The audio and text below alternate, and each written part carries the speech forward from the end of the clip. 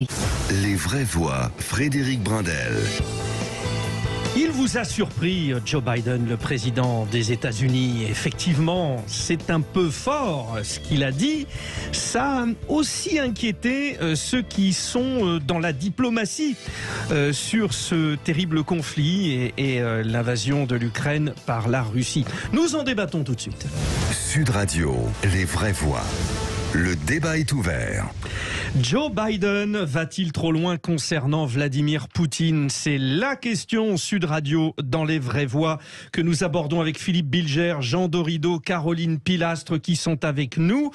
Remémorons-nous ce qu'il s'est passé. Joe Biden était présent à cette journée marathon diplomatique, G7, OTAN, invité par l'Union européenne. Il va en Pologne et commence à faire certaines déclarations, notamment qu'il souhaitait le départ de son homologue russe Vladimir Poutine. Il précise qu'il ne retire pas et qu'il ne s'excuse pas concernant ses propos. J'exprimais simplement mon indignation. Il ne devrait pas rester au pouvoir de la même manière que les méchants ne devraient pas continuer à faire de mauvaises choses. On sent bien que c'est de la paraphrase. Évidemment, cela a mis l'administration américaine dans une situation un peu compliquée. Cette petite phrase qui ne figurait pas dans le texte écrit du discours a contraint la Maison-Blanche à tenter immédiatement de minimiser sa portée pour garantir qu'il ne s'agissait pas de suggérer un renversement du maître du Kremlin. Parce qu'il est bien là le souci. On peut dire ce qu'on veut, mais quand on est président des États-Unis et qu'on remet en question la légitimité d'un autre chef d'État, est-ce déjà un acte de guerre? Pour en parler, voici quelqu'un pour qui j'ai une profonde admiration. Il ne parle peut-être que personne de cette association entre Français et Américains. Il est vice-président d'ailleurs de France-Amérique. C'est l'avocat Jean-Claude Beaujour qui est en direct de Washington. Jean-Claude. Oui, bonjour. Bonjour à vos auditeurs. Bonjour, merci d'être avec nous. Vous nous dites qu'il est 6 heures de moins que chez nous, c'est ça à peu près, ou 5? Absolument. Il est 11h30 à 500 mètres de la Maison-Blanche, à 500 mètres de Joe Biden, donc. La belle vie. Oui, parce qu'il est rentré, Joe Biden, aux États-Unis. Est-ce que vous pouvez déjà nous dire, parce que je l'ai évoqué, Jean-Claude Beaujour, cette réaction de l'administration américaine, est-ce que les Américains ont vu, à travers ces déclarations de leur président, une maladresse? Alors, je pense, je vais peut-être revenir en 2 secondes sur la manière dont l'affaire a été gérée par la Maison-Blanche. Il y a eu effectivement les déclarations du président et puis par la suite une intervention, une press conference à la Maison-Blanche et à la question de Lisa Desjardins, qui est une journaliste connue, qui est une spécialiste en plus de la Russie. Le président a dit, a rétro-pédalé en quelque sorte, puisqu'il a dit non, j'exprimais mon indignation, mon émotion. Alors, il explique qu'il avait eu, compte tenu de son voyage, il avait rencontré des familles, des gens qui étaient dans la souffrance, et donc il exprimait ce qui était une émotion, et qu'il ne s'agissait pas, insiste-t-on, il ne s'agit pas d'une modification de la politique américaine. On n'est pas dans changeant de régime. On a en arrière-pensée. Il faut d'ailleurs, Jean-Claude Beaujour, rappeler que Joe Biden est connu pour avoir beaucoup d'empathie d'une manière générale, que c'est quelqu'un qui a un parcours personnel semé de beaucoup de malheurs et qu'il est connu justement pour réagir, on va dire, affectivement. Alors, comment c'est perçu donc aux États-Unis ? Alors oui, mais la seule chose, et là où le bas blesse, c'est que Joe Biden a aussi été élu en disant, souvenez-vous qu'il disait pendant la campagne des élections présidentielles, en réponse au président Trump, les mots comptent, words matter, et donc là il est pris un peu à son propre piège, puisqu'on lui dit, Monsieur le Président, en quelque sorte, vous ne pouvez pas exprimer que vos propres mots, qu'on exprime sa sensibilité à un moment, mais lorsque le président des États-Unis s'exprime, c'est pas Monsieur tout le monde, c'est pas moi, c'est pas vous, c'est le président des États-Unis, et donc sa parole, en quelque sorte, engage le gouvernement américain. Donc là-dessus, c'est acté, il s'agit d'une maladresse, on l'a bien compris, et ce d'autant que les Américains, les choses doivent être très claires, il n'est pas question que l'Amérique s'engage dans une guerre. Ce qui importe aujourd'hui à Washington, il y a des sujets qui sont des sujets de préoccupation. Bien sûr, l'affaire ukrainienne est dans tous les esprits, on en parle ici, on en parle entre amis, mais en revanche, attention, la question du budget, le Covid, la situation économique, l'inflation sont de vrais sujets qui inquiètent les Américains. Donc les Américains sont prêts à faire des efforts pour pouvoir soutenir financièrement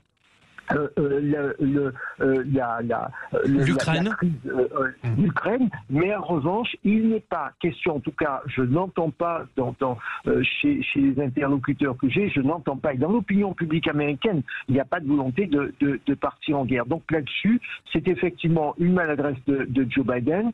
Je crois que c'est exprimé un petit peu comme ça.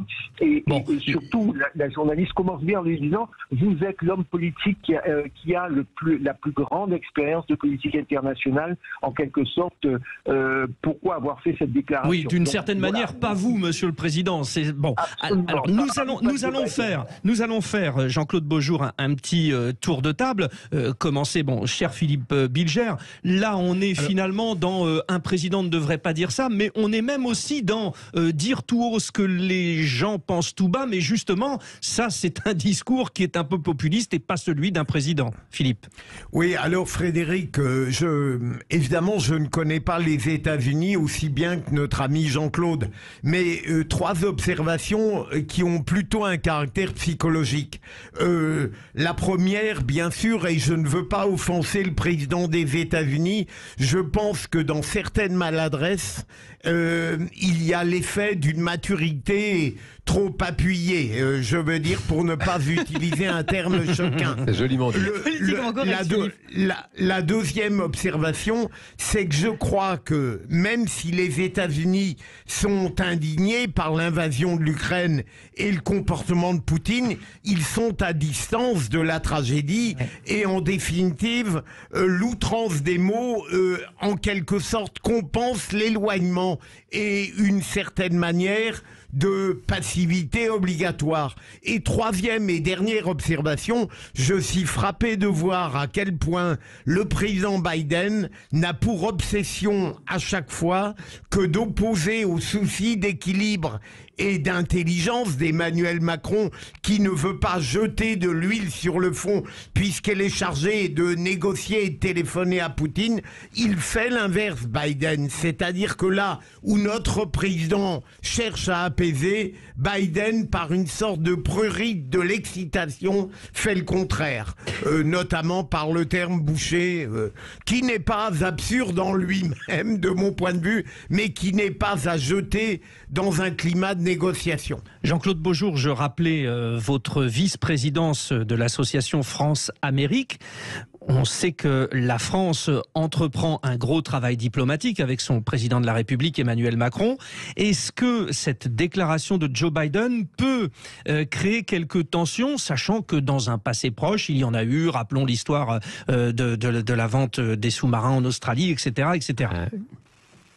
Alors, est-ce que ça peut, j'ai envie de vous répondre, ce sont des mots qui sont gênants. Pourquoi? Parce que dans un conflit, si vous voulez, parce que les États-Unis ou l'Europe ne sont pas partis directement, c'est-à-dire en première ligne, il y a avant tout un conflit entre l'Ukraine et la Russie. Si, lorsque dans un conflit, vous voulez jouer les médiateurs, la neutralité est la règle. Alors c'est difficile d'être neutre dans un tel conflit, mais plus l'un des interlocuteurs aura le sentiment que vous le vouez aux gémonies, moins il aura tendance à vous regarder comme un médiateur crédible. Là, nous allons même au-delà. Là, je parle des règles générales de gestion de conflit. Après, il est certain que les efforts du président français sont louables. Je crois que d'autres pays vont rentrer en scène. Là où Philippe Bilger a raison, c'est que je pense que l'attitude de Joe Biden est aussi liée au fait que sur le plan interne, il y a une opinion publique qui le croyait ou qui l'imaginait, surtout à droite, qui l'imaginait comme un président mou. Donc il a forcément des propos peu dur.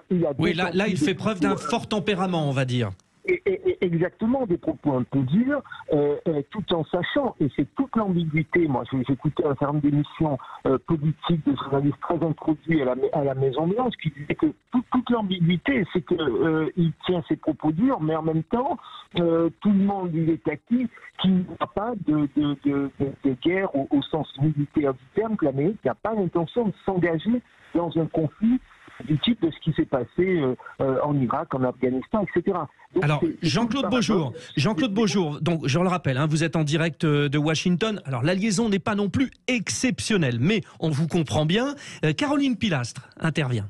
Monsieur Biden n'est pas n'importe qui, hein. C'est le président de la première puissance mondiale. Ça n'est pas un quidam comme nous tous. Que nous disions que Poutine est un boucher, que c'est un dictateur, ça n'aura pas la même influence, la même puissance dans notre bouche que dans la sienne. Donc je le trouve assez irresponsable. Et oui, il est loin de nous, sur un autre continent. Donc il prend moins de risques que nous tous. Contrairement justement à monsieur Macron, qui, qu'on l'apprécie ou pas, fait un très bon travail en termes de diplomatie depuis le début de cette guerre pour essayer à arriver à un accord, à une désescalade le plus rapidement possible. Dire des choses comme ça, je trouve ça extrêmement problématique et assez déplorable. Parce que Poutine n'attend que ça pour surréagir stratégiquement. Vous allez me dire, il n'a pas besoin uniquement d'en arriver là pour faire bien ce qu'il veut. Exactement. Voilà. Mais on sait très bien qu'il y a un antagonisme depuis tant d'années avec l'histoire de la guerre froide entre les États-Unis et la Russie. Donc, il y a un moment donné, il faudrait peut-être apaiser les tensions pour que tout le monde arrive à négocier tranquillement. Et puis moi, je voudrais faire un parallèle rapidement, si vous me le permettez. Si ça avait été Monsieur Trump, une fois de plus, qu'on l'ait apprécié ou pas, ben, je peux vous dire que cette petite phrase, même si ça avait été dit pour un autre gouvernant, parce qu'évidemment, il avait des relations assez cordiales, dirons-nous, diplomatiquement à l'époque, avec Poutine. Mais tous les médias se seraient emparés de la réaction d'un Trump, parce que là-dessus, c'était aussi à géométrie variable en termes d'attitude. Donc, j'ai l'impression qu'on arrive quand même à trouver plus de complaisance vis-à-vis de Biden, sous prétexte qu'il a son âge et que c'est un démocrate, c'est vrai, au détriment de Trump. C'est un sentiment effectivement qui revient souvent. Nous allons poser la question à Jean-Claude Beaujour, qui, je le rappelle, est avec nous dans Les Vraies Voix sur Sud Radio depuis Washington en direct. Jean Dorido aussi à intervenir, mais tout cela c'est dans quelques petites secondes. Les Vraies Voix, Frédéric Brindel. Les Vraies Voix sur Sud Radio avec ce débat particulièrement passionnant. Joe Biden a fait des déclarations particulièrement violentes à l'intention de Vladimir Poutine, le président russe. Quelles conséquences? L'administration américaine a minimisé les propos d'un président qui, effectivement, au nom, enfin, à ce qu'on entend de l'ensemble de ceux qui ont un rôle diplomatique à jouer, est allé un peu trop loin. Nous vous posons la question. Joe Biden va-t-il trop loin concernant Vladimir Poutine? Pour l'instant, vous dites oui à 94% sur le compte Twitter de Sud Radio. Les Vraies Voix avec nous sont Philippe Bilger, Caroline Pilastre, Jean Dorido et notre intervenant référence, Jean-Claude Beaujour, avocat et vice-président de France-Amérique, est avec nous en direct depuis Washington.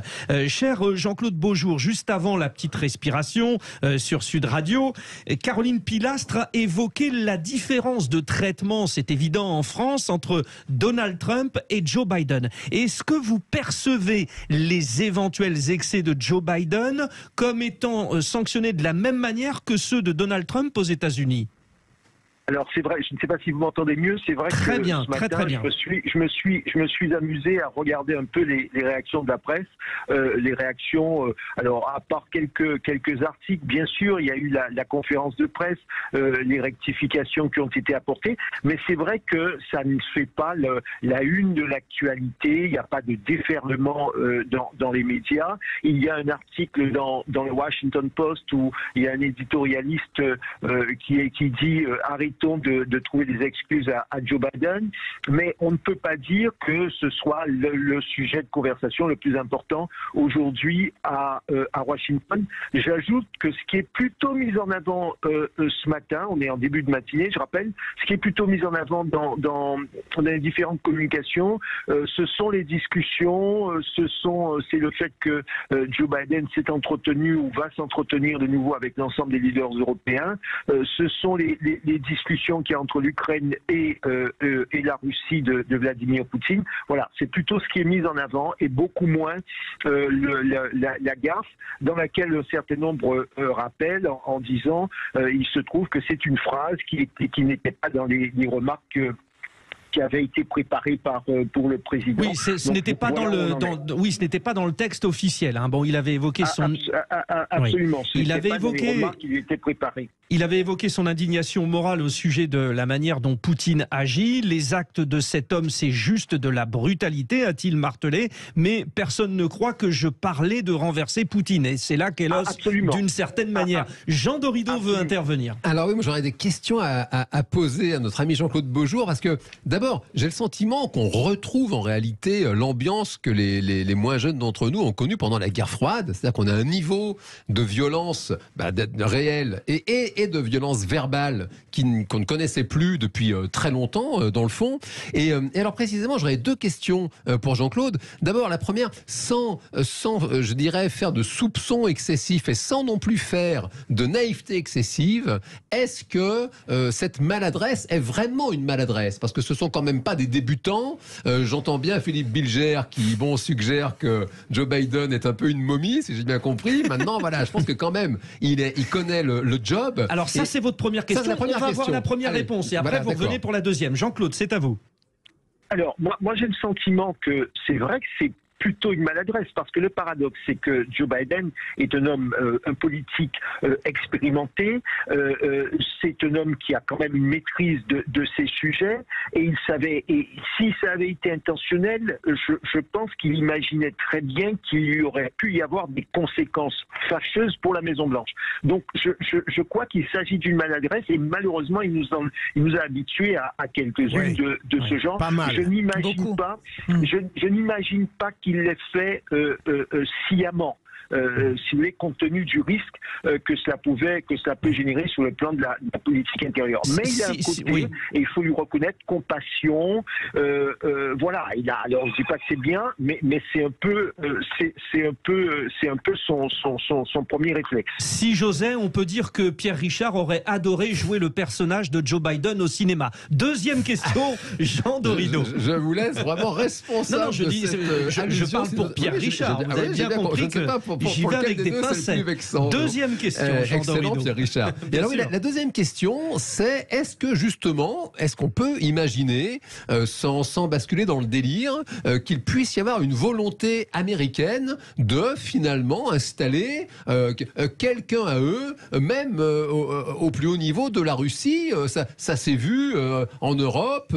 Récemment, on a vu qu'un journaliste du Canard enchaîné était un espion soviétique, justement, pendant très longtemps. Ça s'est sorti dans la presse il y a peu de temps. Et est-ce qu'on peut envisager, par nature, finalement... si c'était une volonté, ça ne se serait pas dit. Non, enfin toutefois, est-ce que pour Jean-Claude qui connaît bien le système américain, qui connaît tout ça, est-ce qu'ils sont en capacité d'avoir ce genre d'ambition, certes un peu folle, et en même temps, la Russie, quand même, faut le dire, ils sont ultra violents, c'est vrai, ils vont quand même pas très bien économiquement, la guerre ça coûte quand même très très cher, et on sait, on sait bien qu'ils sont capables, ils maîtrisent, je dirais, cet art d'exciter la population. Savoir infiltrer le pouvoir, comme à l'époque de Ceausescu, etc. Jean-Claude Beaujour. Oui, moi je me limiterai, parce que vous voyez, c'est le genre ce type de question est quand même assez complexe. Je me limiterai à ce qu'a dit le président dans sa réponse. Le président Biden a dit, mais vous imaginez très bien, on ne peut pas déplacer le président de la Russie, on parle juste de la Russie, on ne peut pas déplacer le président de la Russie comme cela.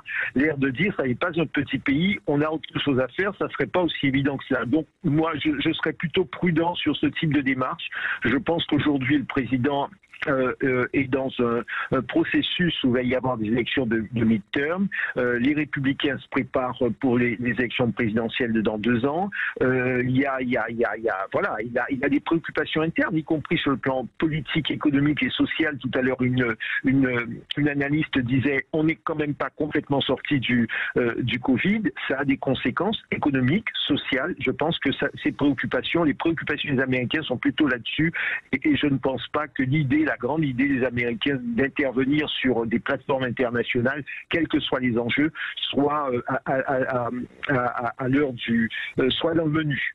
Nous évoquions les gaffes ce soir dans les vraies voix sur Sud Radio de Joe Biden. Je vais justement donner la parole à Philippe Bilger à ce sujet, mais je voulais vous en rappeler deux ou trois très rapidement. Mais par exemple, dans l'Iowa, devant un public de Noirs américains, Joe Biden lance « Les enfants pauvres sont aussi brillants et talentueux que les enfants blancs ».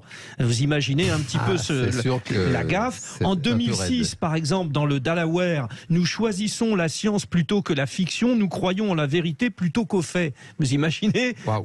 Voilà, donc ça fait partie des petites erreurs. Alors par exemple, Martin Luther King a été assassiné à la fin des années 70. Évidemment, tout le monde sait que c'était en 68.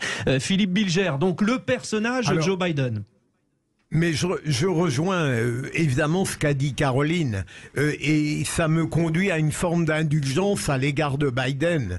Il peut nous arriver, enfin pas à nos jeunes chroniqueurs, mais à moi-même, qu'il m'est arrivé de dire des choses qui résultaient d'un défaut de mémoire ou peut-être d'une maladresse de langage, et donc j'ai tendance sur ce plan-là à être très indulgent à l'égard de Joe Biden, même si bien sûr ce qui sort de sa bouche a un impact infiniment plus considérable que les bêtises ou les maladresses qu'on peut formuler. Donc il en a tout de même, notre ami Jean-Claude l'a dit, proféré un certain nombre.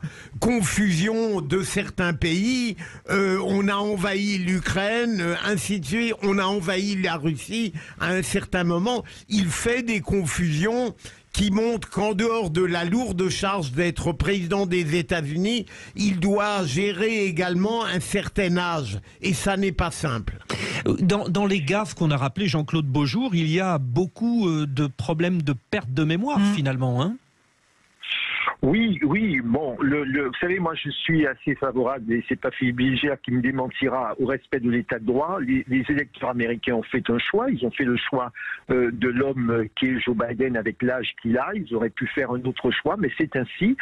Moi je pense que là où, et de ce point de vue, pour essayer de prendre un peu de distance par rapport à ces gaffes, et notamment la dernière, parce que la dernière est importante, de ce point de vue, je pense qu'il faut nous dire qu'il faut tout faire pour minimiser, en tout cas ne pas surréagir à ce type de propos. Pourquoi? Parce que au bout du compte, et je pense qu'il y a l'une des intervenantes tout à l'heure qui disait, le risque c'est que Poutine n'attend peut-être que cela aussi pour pouvoir réagir et pour continuer à nous entraîner. Je dis bien continuer à nous entraîner dans quelque chose qui serait dramatique pour la terre entière. Derrière, il n'y a pas simplement quand il s'exprime devant quelques jeunes noirs, c'est déplorable. Quand il s'exprime sur la date de l'assassinat de Martin Luther King, ça n'est pas très bien. Je pense à la date de décès de Martin Luther King. En revanche, ce type de propos pourrait entraîner des milliers, voire des millions de morts, avec des conséquences. Donc,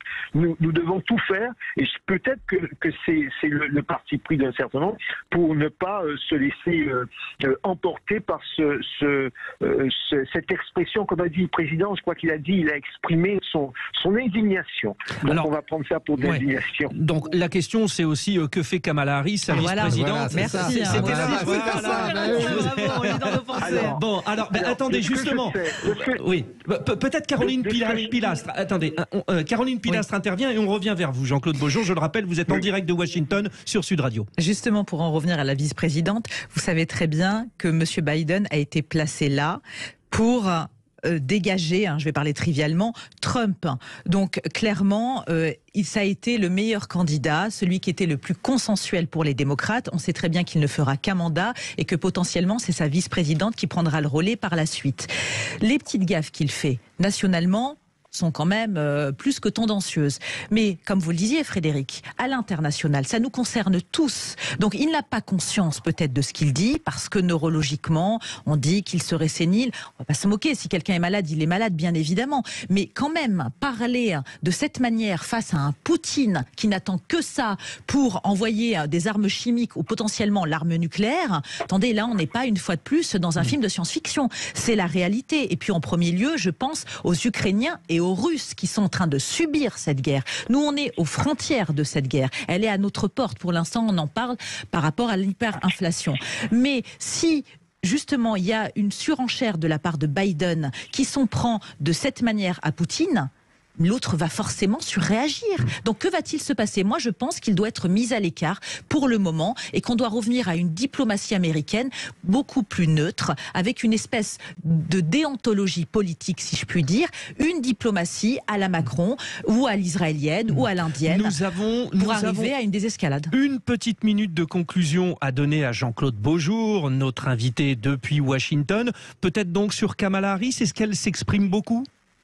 Alors non, et j'avais un entretien hier soir avec quelqu'un qui, en off, me disait il se trouve que Kamala Harris ne parle pas beaucoup et que le président ne lui laisse pas beaucoup d'espace, ce qui est très surprenant. Voilà, on ne semble pas, moi le sentiment que j'ai lorsque je compare le fonctionnement de Kamala Harris et de Joe Biden d'un côté, et puis ce qu'était le fonctionnement à peu près dans les mêmes situations de crise économique d'abord, après crise militaire internationale, dans le couple Obama-Biden, on n'a pas le sentiment que Kamala Harris est aussi dans le partenariat qui aurait été souhaité. Et il y a quelqu'un qui me disait hier soir... Et on conclura là-dessus.